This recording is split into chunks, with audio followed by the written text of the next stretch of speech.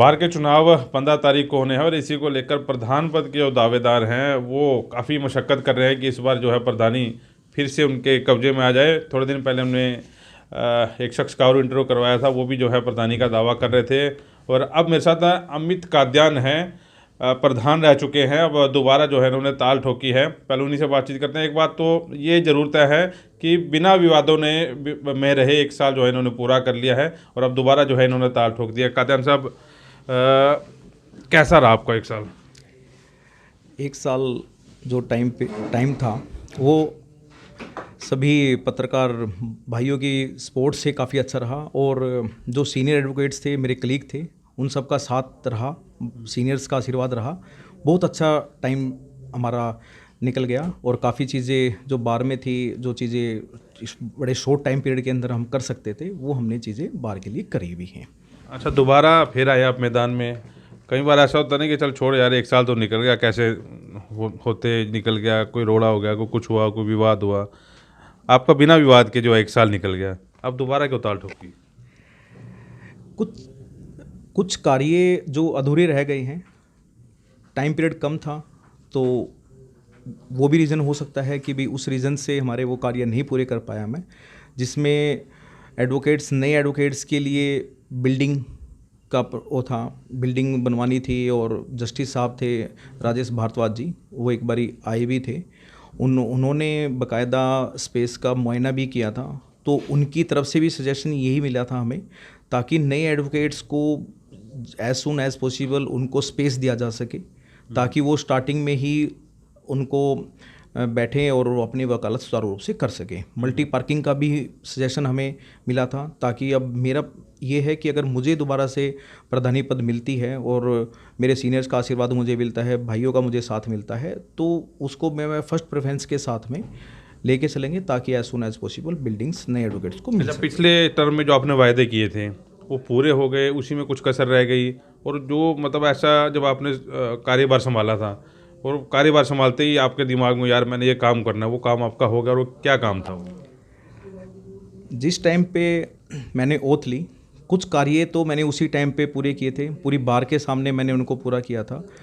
मैंने वादा किया था नए एडवोकेट्स के लिए, पहले मेंबरशिप जो थी नए एडवोकेट्स का रजिस्ट्रेशन जो था वो 3100 का था, उसको फर्स्ट डे में ही 2100 किया गया था। उसके बाद जो एनुअल सब्सक्रिप्शन था वो 1200 था, उसको हमने 600 किया। वेलफेयर फंड जिसमें एडवोकेट्स को मेडिकल हेल्प दी जाती है, या आफ्टर दैट उसके लीगल हेयर एप्लीकेशन मूव करके वो फंड लेते हैं, उसको 1 लाख से 1,50,000 किया गया। और उसके साथ में हमने ये चीज़ें तो की ही की। आज के दिन जिस टाइम पे हमने कार्यभार संभाला था, उस टाइम पे हमें लास्ट प्रेसिडेंट सुरेंद्र धून की तरफ से और बार की तरफ से हमें जो फंड मिला था वो नियर अबाउट 17 लाख से थोड़ा सा बहुत था, 30 या 50,000 था। और कार्यभार संभालने के बाद हमें 22 लाख का इलेक्ट्रिसिटी बिल मिल गया था हमें। तो ये भी हमें थोड़ा सा उस चीज़ को करने में थोड़ा सा समय ज़रूर लगा, बट हम ये कह सकते हैं कि भाई एक टाइम होता है, चैलेंजिंग आते हैं और चैलेंजिंग एक्सेप्ट करना, ये भी मुझे अपने सीनियर से काफ़ी अच्छा मिला। मुझे उन्होंने चैलेंजेस आए और उन्होंने मुझे गाइड किया और वो हमने एक्सेप्ट किए। और आज के दिन मैं बड़े गर्व के साथ कह सकता हूँ कि इलेक्ट्रिसिटी जो बिल है वो हमारी फेज़ 1 और फेज़ 2 का जो इतना पेंडिंग था वो भी क्लियर है।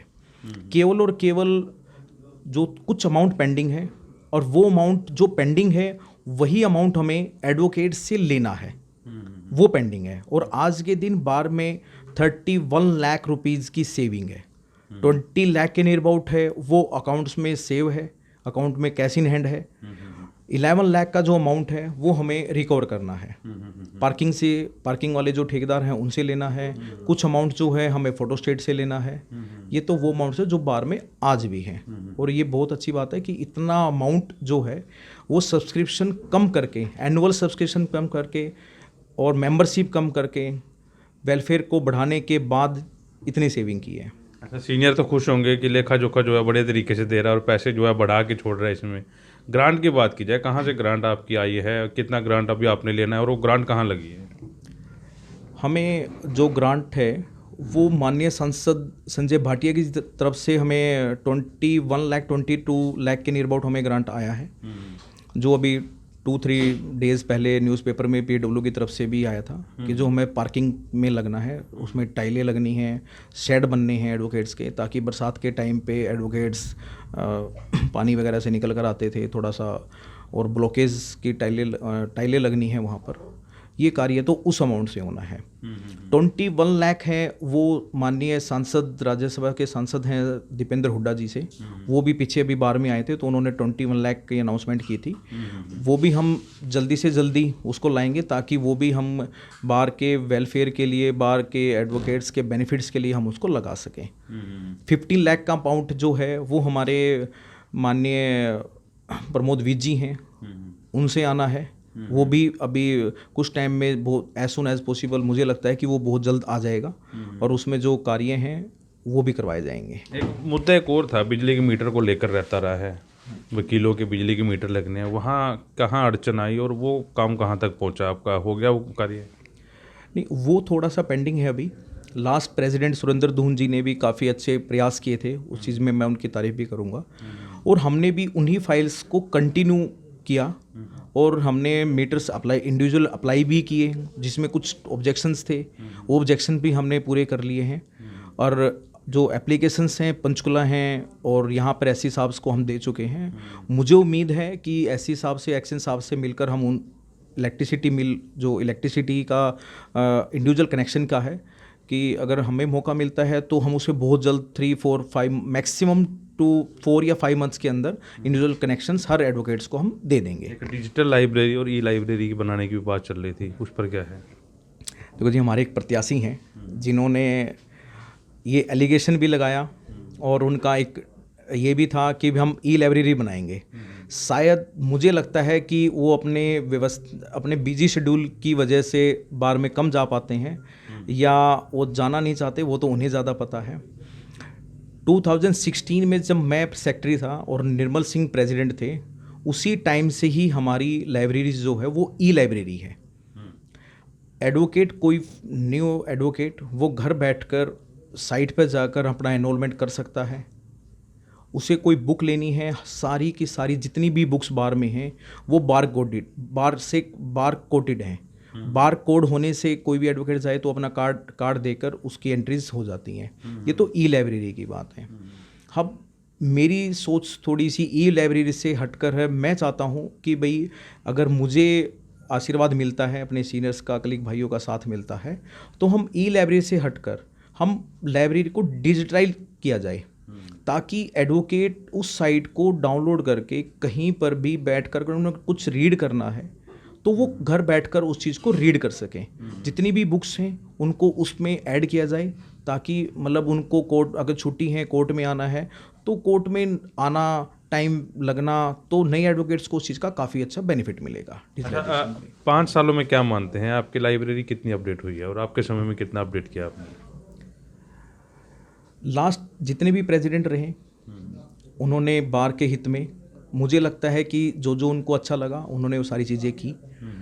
हाँ, थोड़ा बुक्स का था, जो मैं जब भी कंपेनिंग करता था तो वो मुझे सीनियर एडवोकेट्स भी कहते थे कि भाई आप बड़े यंग हैं और बुक्स वगैरह नहीं हैं और बुक्स के लिए आप भी प्रॉब्लम फेस कर रहे होंगे, और हमें भी इसके लिए बड़ी तंग होती हैं कि बुक्स नहीं मिलती हमें। और 2018 के बाद कोइंसिडेंट की बात है कि जी वो बुक्स नहीं आ पाई थी।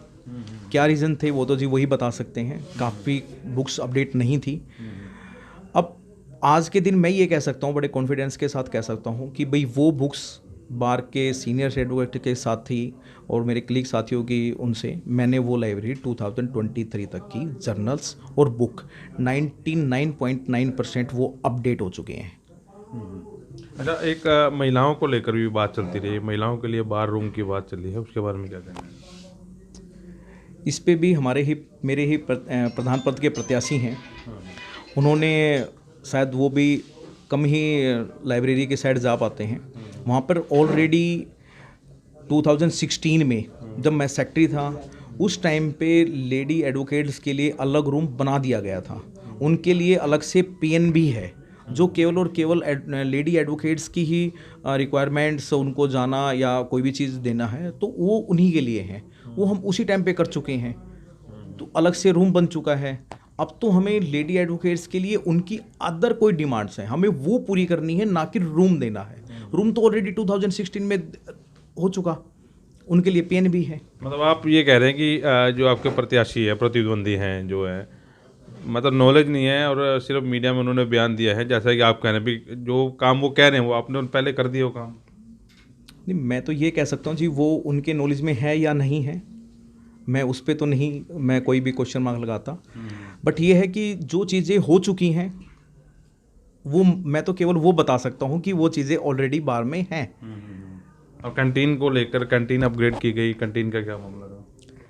हाँ, कैंटीन का भी काफ़ी टाइम से लास्ट कंपेनिंग के टाइम पे भी काफ़ी एडवोकेट्स का था कि भाई हमें अच्छी कैंटीन मिले ताकि कोई बाहर से एडवोकेट्स आए, तो उनके लिए चीज़ें प्रोवाइड नहीं हो पाती थी।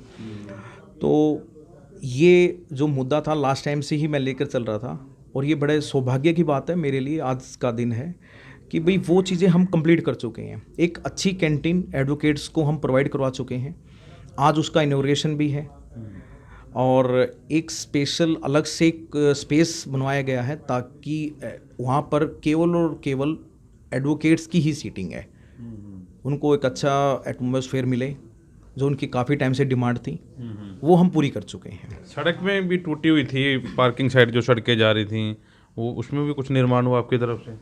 हाँ जी, वो भी काफ़ी टाइम से एडवोकेट्स की डिमांड थी कि भाई जो पार्किंग बैक साइड में जो सड़क जाती है काफ़ी टाइम से टूटी हुई थी, वो भी पीडब्ल्यू से हमें एप्लीकेशन मूव करके उसको भी रेनोवेट किया गया है, और जो भी उसको रेनोवेट किया गया है, और उसके साथ में हमें IOCL से भी लाइटें मिली हैं, वो भी बहुत जल्द ही हमें वो लाइटें मिल जाएंगी, और ताकि पार्किंग के अंदर वो लाइटें लगवाई जाएं, जो भी नाइट में किसी भी तरीके की कोई मिस हैपनिंग ना हो किसी एडवोकेट के साथ में, उस चीज़ों को मद्देनजर रखते हुए ही हमने उन चीज़ों को पूरा किया। एक तो छोटा मोटा और सवाल है, आपका टाइम भी हो रहा है। पार्किंग लाइट और नए चैम्बर को बनाने की जो है बातचीत, ये भी आपके शायद पिछले चुनावी उस एजेंडे में रही होगी, वो कहाँ तक पहुँचा था? नए एडवोकेट्स के लिए जो बिल्डिंग की बात आती है, उसके लिए इंस्पेक्टिंग जज आए थे लास्ट टाइम पे, उनसे भी हमारी बात हुई थी, और उनके लिए भी हमने प्रयासरत हैं। लास्ट प्रेसिडेंट ने भी शायद उसमें किया होगा। हमारा मेन एजेंडा जो है वो मेरा यही रहेगा, सोलर पैनल से रिलेटेड है और एडवोकेट्स को सीटिंग से है, ताकि नए एडवोकेट्स को हम चैम्बर प्रोवाइड करा सकूँ मैं बहुत जल्द से। अगर मुझे उनका आशीर्वाद मिलता है तो मेरी कोशिश रहेगी कि भी मैं नए एडवोकेट्स को जल्द से जल्द उनको बिल्डिंग बनाए और उनको अलग अलग चैम्बर्स प्रोवाइड करा जा सके, और एक लीटिंग एंड होल्ड भी हम दे सकें, ताकि चैम्बर्स में कई बार नए एडवोकेट्स हैं, हर पर्सन नहीं कैपेबल होता कि वो परचेज कर सके या वो अलॉट करा सके। तो मेरा इंस्पेक्टिंग जज से, बिल्डिंग कमेटी से भी कंसर्ट यही रहेगा, ताकि एक मीटिंग हॉल हमें मिले और उसमें हम सीट दे सके। जो एडवोकेट चैम्बर्स नहीं ले सकता वो कम से कम सीट ले लें, ताकि वो अपनी वकालत को सुचारू रूप से कर सके। पार्किंग लाइट का भी बहुत जल्द IOCL से लाइटें मिल जाएंगी, और वो लाइटें IOCL से भी मेरी लास्ट टाइम थोड़े टाइम पहले ही मेरी बात हुई थी। वो DC साहब को हमने एप्लीकेशन मूव की थी कि भी हमने बताया था कि यहाँ पर मिस हैपनिंग होने के थोड़े चांसेस हैं, लेट नाइट में बिल्कुल डार्क हो जाती है बिल्डिंग्स भी, तो हमें वो नियर अबाउट 8 या 10 लाइट से अलॉट हुई हैं। जैसे ही वो लाइटें आएंगी तो वो लाइटें भी इंस्टॉल करवाई जाएंगी। अच्छा, इस बार मुकाबला किससे लग रहा है? दो हैं, वो भी अपने आप को बता रहे हैं कि हम लोग जीते पड़े हैं, मुकाबला किससे मानते हैं? मैं मुकाबला तो नहीं कह सकता कि किसी से मेरा कोई मुकाबले वाली तो कोई बात नहीं है, भाईचारे का इलेक्शन है, और एक मेरे सीनियर हैं, एक मेरे ब्रदर हैं, हम सब इकट्ठे होकर इलेक्शन कंटेस्ट कर रहे हैं। जो बार के सीनियर एडवोकेट्स को और कलीग को जैसा अच्छा लगेगा वैसे वो आशीर्वाद देंगे। वैसे बार के जो पुराने सीनियर रहे हैं वो आपसे खुश है? हाँ, सब सारे खुश हैं, कोई ऐसा मुझे नहीं लगता कि उनका आशीर्वाद हमेशा से ही, मैं 2010 में प्रैक्टिस में आया था और तब से लेकर आज तक सीनियर एडवोकेट्स का हमेशा मुझे आशीर्वाद मिला है, कभी भी मुझे किसी से भी कोई ऐसा नहीं मिला लीगल में मैंने किसी से कोई कंसल्ट किया, तो उन्होंने हमेशा ही मुझे गाइड किया है। एक जजों को लेकर बड़ी तनातनी रहती है वकीलों की, जजों के साथ तालमेल बैठ पाया इन 1 साल में? नहीं, आज के दिन मैं कह सकता हूँ कि बेंच का और बार का काफ़ी अच्छा हेल्दी रिलेशन है। छोटी छोटी चीज़ें हैं, चलती रहती हैं और बहुत जल्द ही वो चीज़ें सॉर्ट आउट भी हो जाती हैं। ऐसा नहीं रहता कि भाई वो चीज़ें काफ़ी लंबे टाइम तक सर्वाइव करती हैं। बेंच का और बार का काफ़ी हेल्दी रिलेशन है और बहुत अच्छा रिलेशन है। चलिए, अमित कादियान हमारे साथ थे, 1 साल का लेखा जोखा दिया है।